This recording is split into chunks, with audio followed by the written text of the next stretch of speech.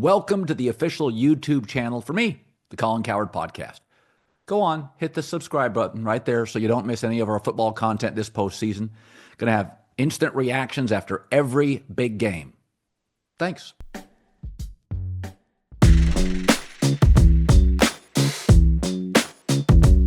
College football reactions presented by JLab. JLab has the best audio products in the game. They're ready to take care of you this football season. Traveling to watch your favorite team or just streaming the game at home, find the blue box at Walmart, Target, Best Buy, or go to jlab.com. Love their stuff. The blue box. All right. Instant reaction. Favorites, big favorites, generally in these national championship games, roll. And after a great opening drive by Notre Dame, they could never duplicate it. And Ohio State, NIL, should stand for not in our league. You can just, listen, the number that matters now is 66,000. That's how many kids go to Ohio State.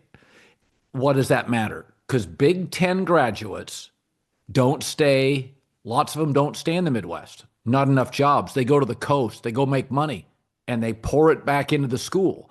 And so these gigantic Big Ten schools, they're not holding bake sales like Alabama and car washes like Auburn to afford the NIL. I mean, their fan bases, they got a lot of Ohio State grads. I know two of them that are big funders of the NIL collective. And you watch that offense, Sean, that offense is, I mean, and their offensive line's dinged up.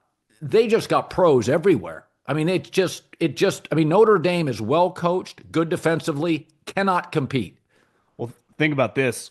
We got back-to-back years now, Michigan, Ohio State dominate and win the national championship, just full of NFL guys.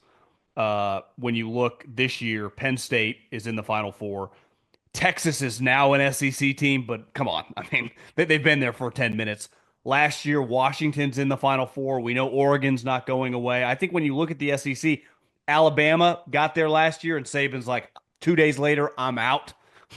So I think and listen, all these rulings are constantly coming out. It's a fluid situation. But one thing we know is ever going to go back to the way it was. More money, more funding, more cutting checks for these players. And not just Ohio State, I would say the Big Ten in general, Michigan. When I lived in Philadelphia and worked for the Eagles, usually local radio in a pro city, they talked a lot of Penn State. Why? A lot of graduates live in that area. A lot of people went there and a lot of people watched the game. So I'm with you. I think the Big Ten have a huge advantage moving forward. Yeah, I mean, I have a place in Naples, Florida. It's a beautiful beach community, very, very high end. Sarasota, Naples area. My wife introduced me to it. It's all Big Ten fans.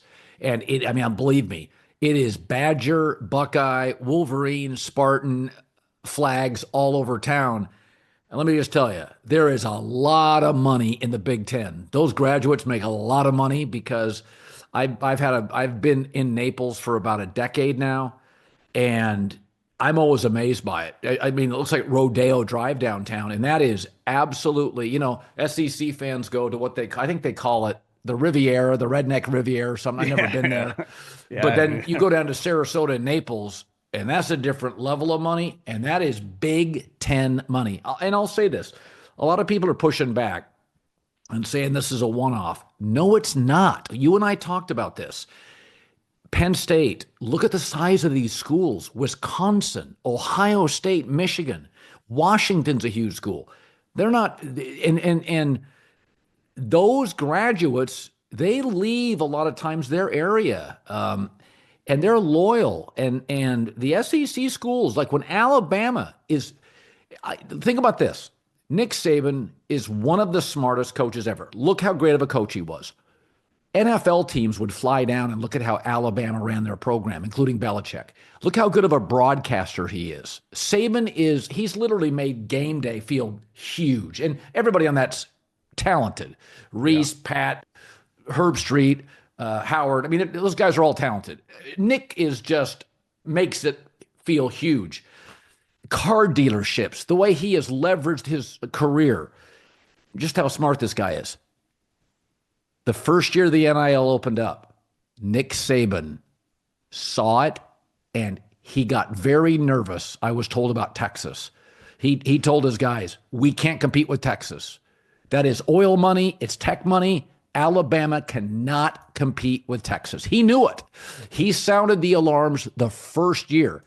And if Saban, who's the smartest coach arguably in college football, he's certainly on a short list, saw it coming and he got the hell out. Nick could coach today if he wanted to. God, the guy, come on, look at him on TV. He's just so magnetic and dynamic. Nick's a sharp dude. He knows the truth is that Georgia's got some money. Tennessee's got some money. I think the Tide, remember, Washington's in Seattle. They don't have a huge collective, but Jed Fish can recruit. Last year was a rebuilding year. They're going to be closer to Oregon than Iowa going forward. USC's, listen to this, USC's collective now is over 20 million. They've already spent 30 million for the next 18 months. They have to figure out how to pay all these bills.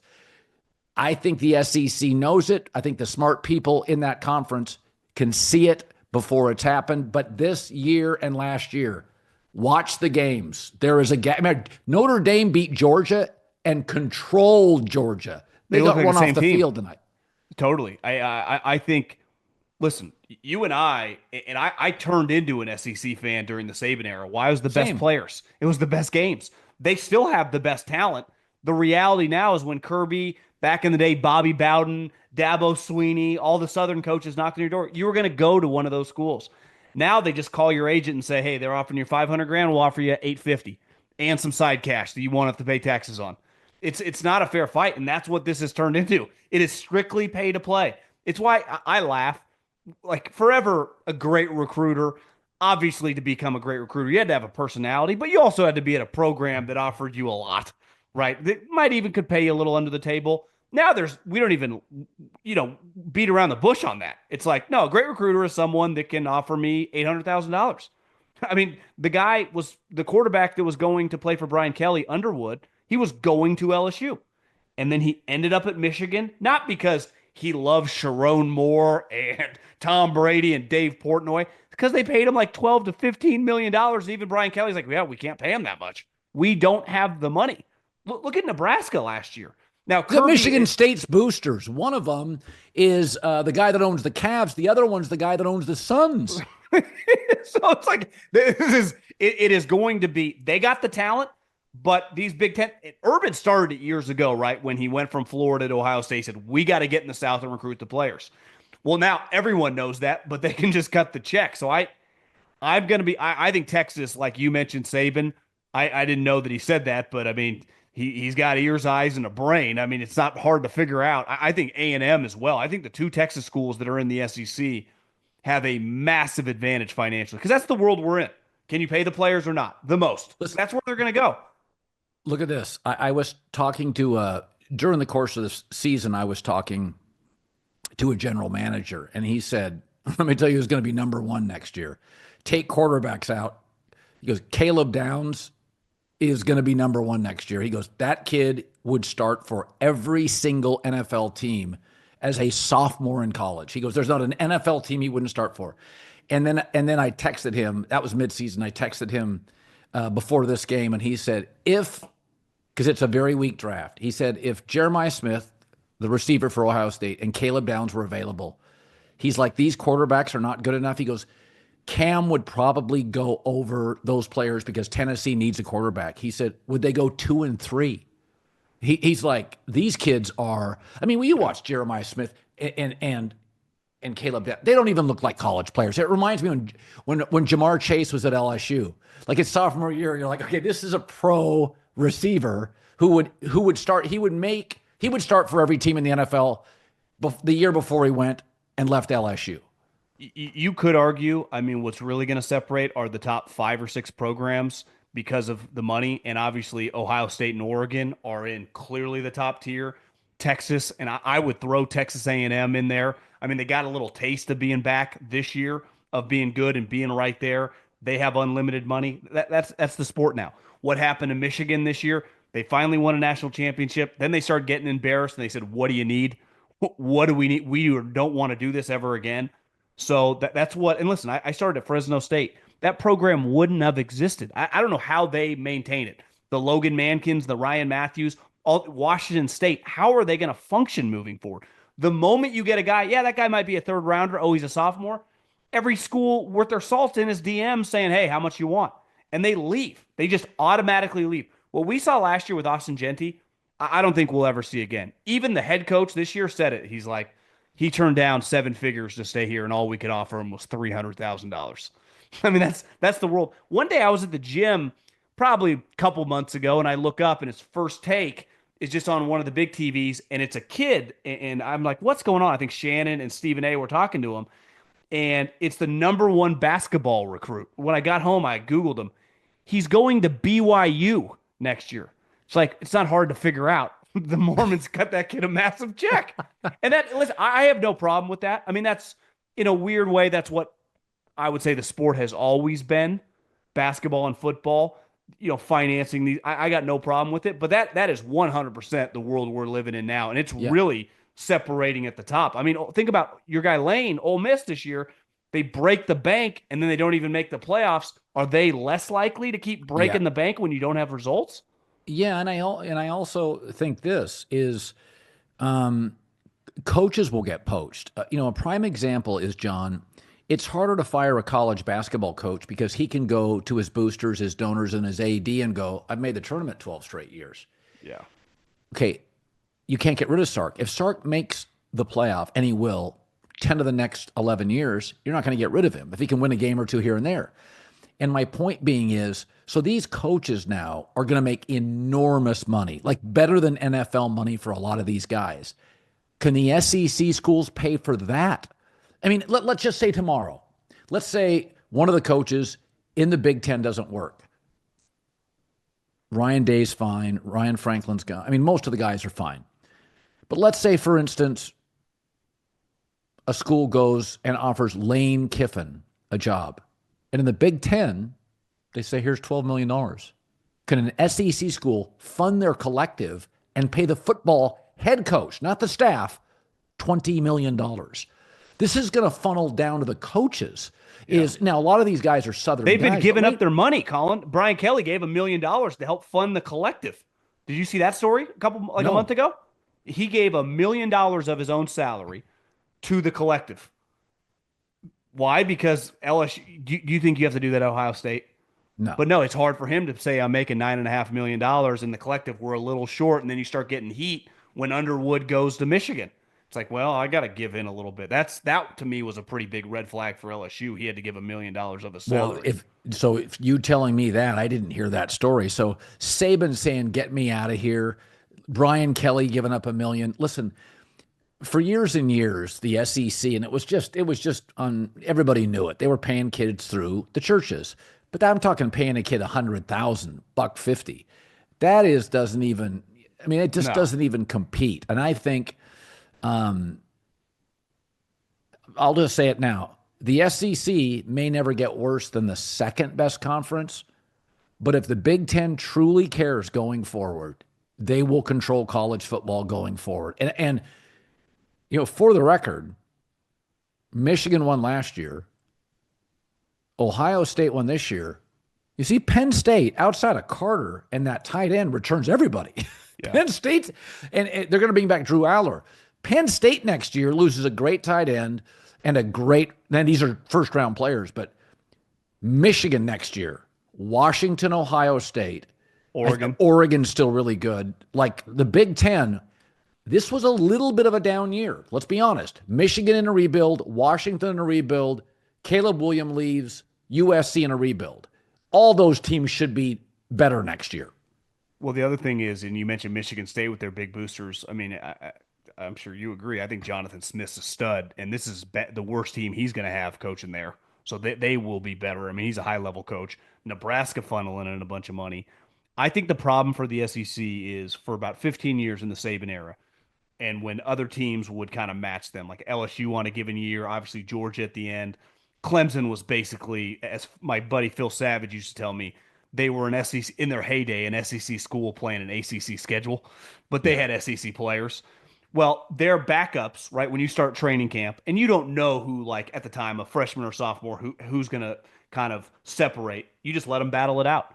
And then the one guy that wins the job ends up being the first-round pick. Well, his backup is still a fourth rounder. And if that guy gets injured, in the seventh game of the season, your backup's still a fourth rounder. Well, now that guy goes, I'm out. And all these other programs are lined up to take him. And he's like, well, I might as well make the same amount of money and go start than be a backup. That was their biggest advantage, I always thought, is they're too deep. Was the last, like right at the beginning of the NIL, right before the NIL, when Kirby was basically turned Georgia into Alabama, he went too deep with like, my first rounder is my starter and my backup is a second rounder. Good luck touching me. And you didn't. Well, we saw this year, they were a shell of themselves. And it's going to be difficult to just maintain that dominance because they do have the talent in the region, but these other schools just, we got technology now, can just send you the offer contract on DocuSign. So it's like, here's the money, buddy. You want to come? And what do you think their parents and agents are clearly saying? Ohio State's been doing it since Urban got there, but then Harbaugh started getting involved. We know Oregon's going to keep funneling out of the SEC in the South. Really, Mario started that. Penn State, like the one thing you say, all those guys going back to Penn State, one thing James Franklin is a great recruiter. Yeah. So if you give him money, his energy and his effort, I do think Texas is going to run the SEC moving forward. So do I. I mean, their budget, listen, it's not even a fair fight. Yeah, SEC fans can say what they want. They kept Bama's saying, in trouble. Bama is in big trouble. LSU is in big trouble. Big trouble. Georgia, because they're close to Atlanta, there's some big boosters there. But remember, Atlanta's got the Braves, the Falcons. I mean, they've got, they've got a lot of things happening in Atlanta. It's a very splintered market. I think we were talking when we say trouble, right? The day of going 12-0 and winning that, you still might win 8-9 games, but you're never going to be what probably we've seen in the past. Oh, yeah. I don't even think – I mean, that's not even a take. That's not a hot take. I mean, the SEC, the days of running it are over. Back-to-back years. And again, I'll say it again. Ohio State next year, Jeremiah Smith and Caleb Downs, the two best players in the college football next year, are both back. And, I mean, and now you're going to – how you think the recruiting's going to go – transfer portal is going to go off this win. I mean, the players, listen, man, those star players, they watch what Ohio State is tonight. It's a factory up there. They're rolling. It looks like Ryan Day and Chip Kelly. I mean, I thought the game plan tonight for Ohio State looked like a pro game plan. Yeah. I mean, if you watch the game plan tonight for Ohio State, those first two drives, it was so Chip Kelly. Let's build up Will Howard's confidence, easy completions, get the ball to the playmaker. It was just, I mean, I watched enough Chip Kelly games, and I'm like, oh, this is a clinic. This is Chip Kelly, who probably doesn't think Will Howard's an elite player, but within the system, he can get those 12-yard and in completions. He's accurate. Notre Dame never made Will Howard uncomfortable. I mean, and this is a beat-up O-line. I mean, Will Howard was sitting back there at one point, I don't know what, he was 6 for 6, 7 for 7 on third down. Notre Dame just couldn't make him uncomfortable. I would say this, if you've watched Chip Kelly since Oregon, if he's busting explosive runs, you got no shot. And the moment they start hitting big runs, you're in trouble, especially with the firepower they have to throw the ball, because then what are you going to do? Stack the box and let them exploit you? And say what you want about Will Howard. I questioned it coming into this playoff run. Colin, in the first half, he was 14 of 15 for 2 touchdowns, and you remove the Texas game, which was a difficult just endeavor for him, given how good Texas is on defense. He was dominant in the 3 matches against Tennessee, which has NFL personnel on defense. Obviously, Oregon is loaded with NFL players. And tonight, just national championship Notre Dame to come out. He's played he's made himself some money. I'm not saying he's going to get drafted in the second day, but I think he's getting drafted in somewhere between the 4th to the 6th round. Versatile player, throws a good ball. I think the kid at Syracuse, Kyle McCord, and Will Howard are going to get drafted late 3rd, 4th, early 5th round. But both big, strong, sturdy kids who throw a nice ball with velocity. They'll be fine. I think McCord, if he has a good, this post season before the draft process, could go on the second day of the draft. Where I think Will Howard, just because he throws more of a pure ball, from the pocket. I looked at him on YouTube today. He throws a really nice, yeah. And you know how these quarterback coaches are, these offensive coordinators are, when you're just sitting out there. I think there's just an element to Will Howard, and I would say the same about Riley Leonard. They're just kind of good football players. I don't know how good they would look just in a just shorts, t-shirts, throwing routes on air in front of the head coach. I mean, they're not exactly throwing it like Josh Allen out there, and they're good runners, but they're not running. You know what Riley Leonard does, and it's fun to watch. Is that does that translate to the NFL? Just running over guys? That's hard, and Yeah. that's his. But he grew on me over this run. He's clearly a high level guy, and I think both of them. Um, are going to be loved by once the coaches get into the draft process because they're clearly like just high level kids. Okay, so let's talk about this. Let's pivot to this. The Chicago Bears hired Ben Johnson. The story had leaked. There was a lot of rumors that Ben Johnson, the coordinator for the Lions, offensive coordinator, was going to go to the Raiders. That was probably Ben Johnson's people Yeah. leaking it. So it looked like he was going to the Raiders because they couldn't quite get everything they wanted. He won't be able to choose, I imagine, his own general manager. When the story came out, I said this today on TV. When the story came out of the Raiders and Ben Johnson, I'm like, bro, that's the worst opening. I don't like it at all. I will say this. About a week ago, Caleb Williams said, I didn't think it was subtle. I'd like an offensive coach. Remember, he said, I'd like a leader of men. Vague, doesn't mean anything. And then I'd like an offensive coach I could grow with. That would be nice. And I think that was kind of like, guys, I'm not going to demand anything. I'm not going to be publicly difficult. Get me an offensive coach. And that tells you, and this was what Brady said about Belichick in the documentary. And I've heard enough of Brady behind the scenes on Belichick saying, listen, Bill just didn't even know our terminology. It's not a criticism of Bill. They live in a different world. I mean, look at Bill's offensive drafting. Look at Tomlin's offensive lines and run game. They just don't know. We talked about this yesterday. D'Amico Ryan's not calling a timeout for Houston. Like defensive coaches, it's a different language.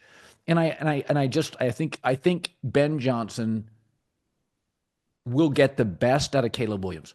That may not be Jaden Daniels. He may never throw like Michael Penix, but I think he'll get the best out of Caleb. And at this point, if you can get him right, and all of a sudden in 3-4 years, you're working on a second contract, by Chicago Bear quarterback standards, John, that's a win. Today is a day to celebrate if you're a Bears fan. You got the guy that every one of these teams with an opening would have hired. Maybe not counting the Cowboys, not quite sure what's going on down there. But all the other teams, the Raiders wanted him. He wouldn't interview with the Jets. They'd hire him yesterday. Obviously, the Jags wanted him. This is I was thinking about it today. You know, Sean McVay, when he got hired, and Kevin O'Connell weren't as famous, definitely Sean, as they've become. And same with Kevin O'Connell. I would say it's kind of Josh McDaniels, Kyle Shanahan. You know, when Mark Davis hired Josh McDaniels, that was a pretty big deal. Definitely when Ballard tried. And when the Niners hired Kyle Shanahan, this young guy dominating on offense felt like this guy's a star, and a lot of people were interested in him. That's what they got today. And they essentially, Tom Brady wanted someone, and he chose the Bears. Now, I told you last night, even if Tom Brady wants you and is a great salesman and you like Tom Brady, and I don't blame you, I'd want to work with Tom Brady too if I was Ben Johnson. He doesn't live in Vegas. And, you know, the partner that bought in from the VC firm, he's in New York. You're still going into the building every day, even if you get to hire your own GM, and Mark Davis is there every day. Like, that's a fact. So unless Tom was going to sell his compound in Florida, in South Florida, and come to Vegas, like, it's great, Tom. You can text him all the time. It's not the same as, you know, when John Elway ran the Broncos, he was there. So I always thought that was a little weird. Now, I understood Ben Johnson Ben Johnson's 38 years old. Tom Brady talking to Tom Brady, it's like talking to football Jesus. So I would imagine he took him seriously. But, you know, when you coach in a division, think how well he knows the personnel on this team. And think how comfortable he is, too. You know, he's been hesitant to take one of these jobs. Look at last year. I mean, that Washington job was a pretty damn good opportunity. And a lot of people thought about it.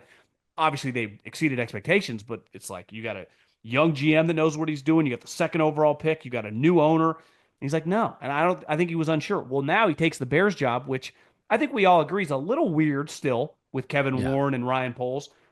But he knows the Lions like the back of his hand, regardless whoever they hire as a defensive coordinator when Glenn leaves. The Vikings and the Packers, he's been playing against for years. So he knows the players, he knows the coaches, and obviously he knows this team well. So I think there's a comfort level of just staying in the division for a young guy that's been hesitant. You know, some guys are just, I want the job, I want the job. And Sean McVay, Kyle Shanahan, they were just red. Josh McDaniels way back in the day. This guy really took his time, which is, I would say, rare in a profession that's full of like alpha ambition. That there's just no holding it back, which I respect. But there's going to be a lot of this is a unique for there would have been no pressure with the Raiders, right? The first year or so. There's Right. pressure here. You can't win I- 5 or 6 games and you don't have to win 12, but you got to be in the wild card mix next year with this roster, don't you? Yeah, I think so. Let me push back on this. Here's what worries me about Ben Johnson. Number one, it's a big lift. It's a dysfunctional organization. Culture changers never whiff. They may not win Super Bowls, but the Pete Carrolls, the Mike Vrabels, the Jim Harbaughs, like Dan Campbell, they come in, they change the culture. You can eventually find good coordinators. Yeah. Coordinators, however, often miss badly. And there is a little, think about coordinators who were highly recommended. Brady recommended Josh McDaniels. Peyton Manning heavily promoted Adam Gase, and they didn't work. Both were a little quirky. I mean, Josh McDaniels was offered the Colts job, accepted, and then did a U-turn and left it. Very quirky. Ben Johnson, mid-flight, I don't want the job. Adam Gase, Peyton Manning adored him, loved him, promoted him. Disaster, weird, press conference, odd guy. Ben Johnson is a little quirky. He's got a little Adam Gase and a little Josh McDaniel. I know Josh. I like Josh. But when McVay got the job and you watched his first press conference, like, guys thought he was cool. Women thought he was hot. Like, it was like, whoa, what are we watching? Like, This guy ain't McVay as a personality. Not even close. No. And that's my thing. There's a little quirky to him, a little odd to him. His personality, he's a little reticent. He's a little withdrawn.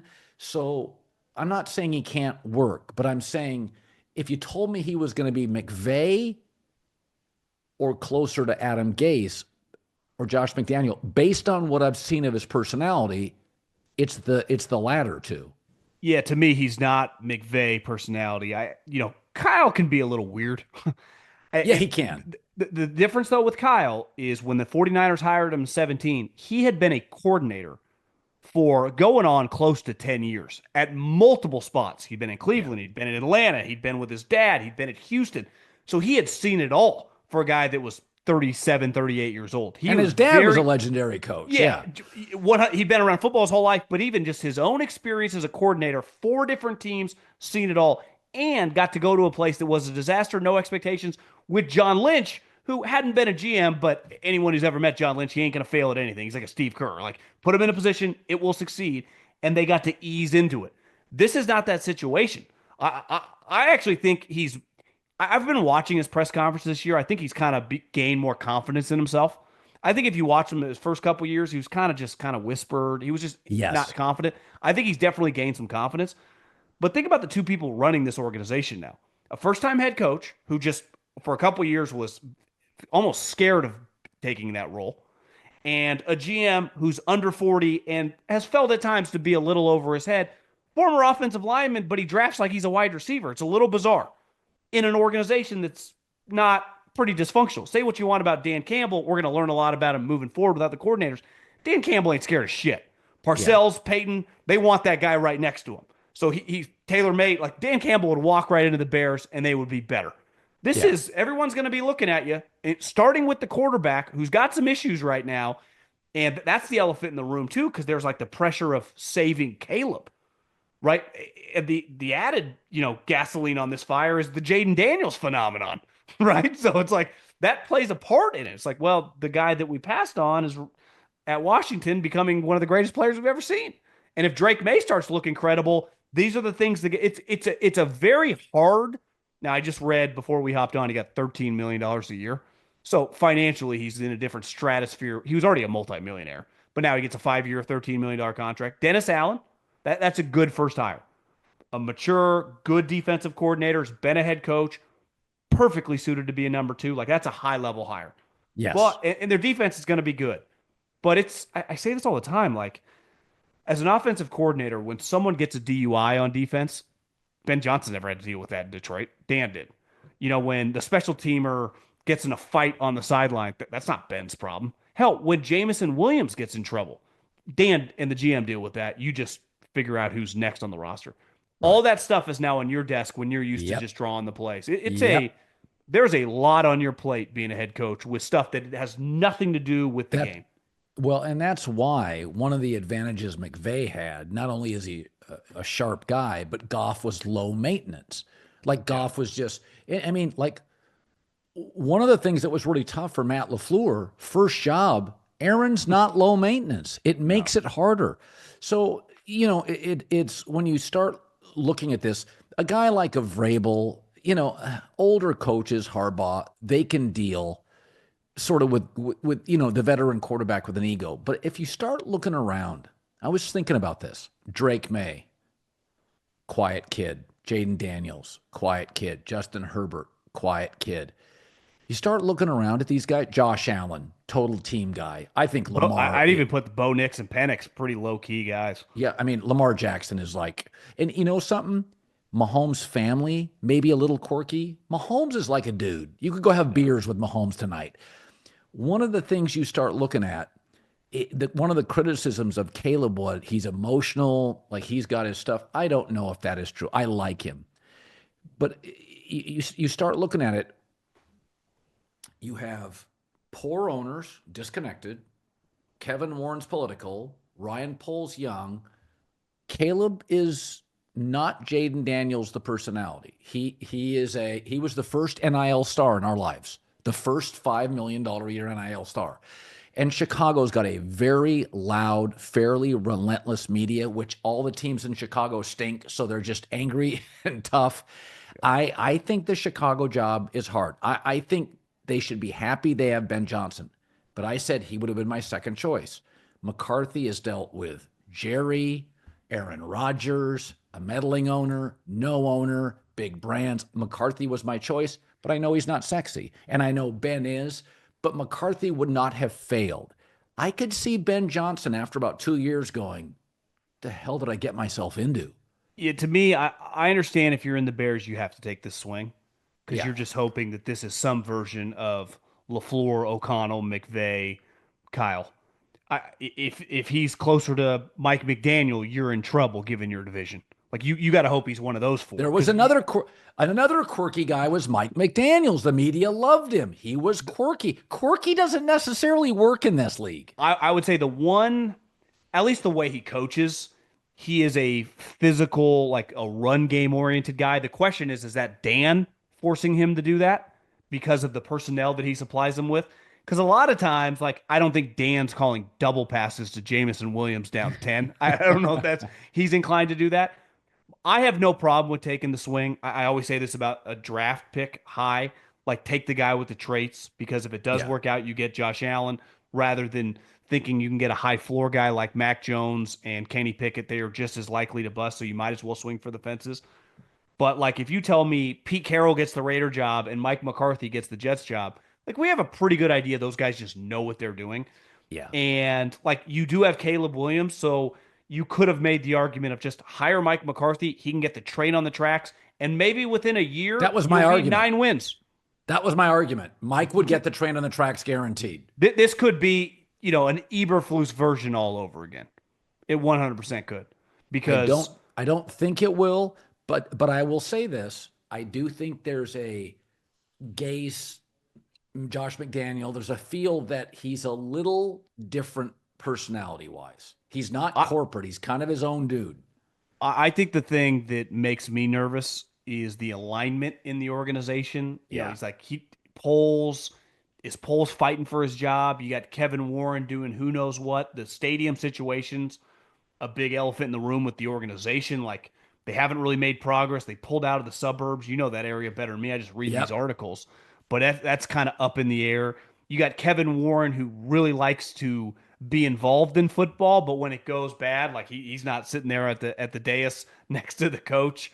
You just got a lot. You got an owner who, did you see the reports today that he was very uncomfortable cutting these checks? It's like, guys, the going rate for these coaches is now $10 to $13 million.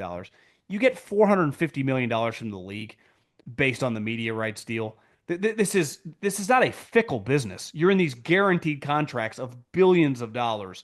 if you are worried over the difference of, well, I'm used to paying guys $7 or $8 million to now we have to pay a guy 12 or 13, that's hard to operate that way as an organization. It really is. And this team, the McCaskies, their kids are running it, feel a little like they got no clue what they're doing.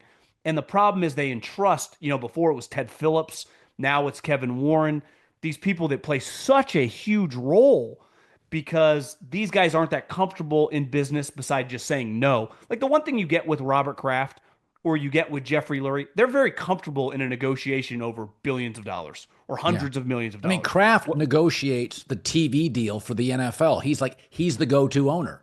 So some of these owners, and this is what I've always respected about Mark Davis. He doesn't have anywhere near the money the Bears have. He was cutting $100 million. He was taking big swings on coaches because he knew if I get this right, we'll win. He just always gets it wrong.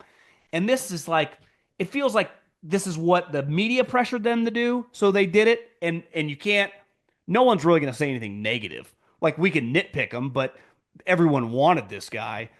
But in a couple years, I just worry, Caleb, the holding on to the ball, Sean Payton's a big believer that's not a coachable attribute out of a player. You can improve. We've seen now you can improve accuracy, but the holding on to the ball is a major concern. And you saw it with Sam Darnold, like he's always had it, and then it kind of creeped back up in the biggest moment. It's almost like it's like a golf swing. You just muscle memory in a pressure packed spot. It's just something to keep an eye on. How did he coach Jared Goff? Snap, get rid of the ball. Snap, get rid of the ball. They were not holding the ball long. That's not the way. That's not the offense he coached. So that's an interesting dynamic. The offense Caleb ran with Lincoln is a lot different than the offense I watched Ben Johnson coach with Jared Goff. No question. All right, we gave you about 35 minutes. John Middlekauff, congrats to the Ohio State Buckeyes. NIL, not in our league. I think the Big Ten going forward will be the programs and the conference of note. I think Texas and Georgia and LSU and Alabama will always be viable. But I think John and I have kind of believe this, that these massive Big Ten universities and these boosters, donors, and these alumni bases in the Big Ten are affluent. They're all over the globe, and they love their Big Ten sports. So, way to go, Buckeyes. Would you include Notre Dame in that Big Ten region? I think Notre Dame is going to end up in the Big Ten. I think I really do. I think eventually, I think academically, they match the Big Ten. Yeah. I think eventually they go to like AFC, NFC, right? The SEC, ACC kind of merge. Yep. Notre Dame, maybe a Stanford kind of merge in the Big Ten, and you get two major conferences, and you play each other for the playoff Super Bowl. I mean, isn't that where we're headed? Well, that's what the networks wanted. That's what ESPN and Fox had in mind was let's make this more like the NFL. We pay the players, two major conferences. You can let a couple schools in from the ACC and the Big 12 or a Mountain West. There's going to be qualifiers, negotiations. They're going to extend this to 14 teams. My guess, they're going to tweak it here very quickly.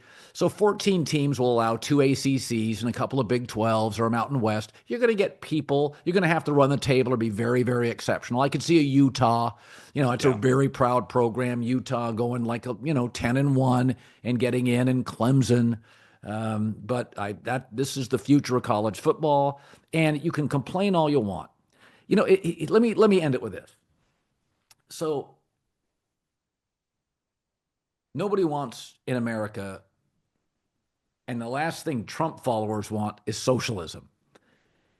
But the NFL is pretty close to it. There's a salary cap. If you're good, you draft later. They try to keep it even, and yet we've had back-to-back dynasties, Chiefs and Patriots. The Dodgers have pulled away. SEC and the Big Ten, they'll pull away. In individual sports, tennis, F1, you have dominance. We are so terrified of, the NBA, I told Adam Silver this when I had him on, you guys worry too much about dynasties. And my takeaway, in the 1970s, you didn't have a dynasty, and it was the league was in trouble. The minute the 80s arrived in the 90s and you had dynasties, the ratings exploded. Is that there's about 5% of the world that's really great at what they do. Either it's quarterbacks or college basketball coaches, and we're so terrified. Like everybody thought that expanding college football to more teams was more fair. No, it's really heightened what we already knew. There's about 5 brands annually with a chance. And we're just shifting from Southern brands to Northern brands. But in the end, this is really, if anything else, it's really highlighted a truth, because now we're seeing, these teams like a SMU or a Boise State forced in the first round to play them and eventually on the road. So the gap now, a lot of times you'd argue yourself into, I think Hawaii. Remember that Hawaii team could play with Georgia, and then they meet. God, they got and then they destroyed. meet, and you're like, crap. Well, now we're going to get 4 of those a year, and so everybody is looking. We're not a country. We don't even like the word socialism. NFL does the best job at it. Dynasties and greatness. There's just very few people. It could be Wall Street or Main Street that are great, and you're seeing the Chiefs. Buffalo and the Chiefs are going to be dominating the AFC until those 2 quarterbacks are out of their prime. And Ohio State, and I can tell you right now, there's 5 college football programs that are going to win a majority of the programs titles over the next 10 years. I'll never forget that Hawaii left tackle. I don't think he touched the Georgia pass rusher all night long. The guy was around him. I think it was Cole Brennan, RIP. You thought was going to get murdered about a quarter in. You're like, he's going to get hurt. That looked like JV versus varsity. Yeah. And so I like where we're at, but I'm never trying to talk myself into parity. It doesn't exist in any business I've ever been in. Hell, podcasting started. And it was within 3 years of podcasting, separation. Yeah. Legalized gambling, FanDuel, DraftKings, very quickly separated. It's just, AI. There's going to be 4 companies that control it the rest of our lives. So once you don't try to talk yourself into the impossible, ultimate parity, you'll be much happier. And college football, it's still the big dogs. I don't think nobody will go undefeated anymore. You're not going to get 16-0, forget it. But Ohio State is going to win several natties over the next decade. Yeah, it pains me to say, but they're definitely not going to go away. I was thinking about today, this is the 4th time in 5 years that the Bills, Josh Allen and Patrick Mahomes, are meeting either in the second or the championship game. And the Eagles, who have been to the playoffs 4 straight years with Jalen, they're hosting their second NFC championship game in 3 years. So it's like, the usual suspects here. And the Washington came out of nowhere, truly remarkable. They might be here a lot if this guy is really this good. Like, they're going nowhere. John Middlekauff, his podcast 3 and Out. Good talking to you, buddy. See you, Colin.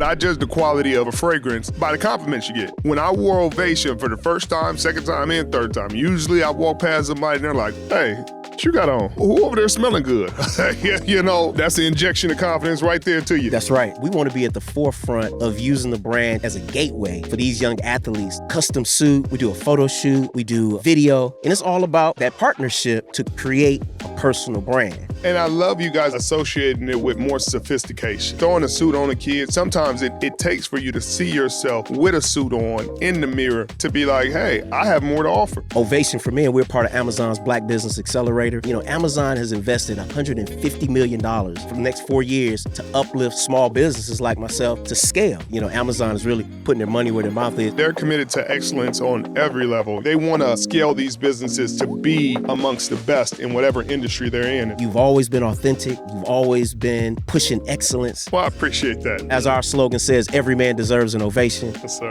Listen, this relationship with Ovation for Men, Richard Sherman, The Volume, this is just the beginning. I appreciate you guys letting me be a part of your journey. If you haven't already checked them out, go out there, get your man some. And get the sport too. And it can be Christmas, birthday, holidays, or yesterday. But make sure you get it.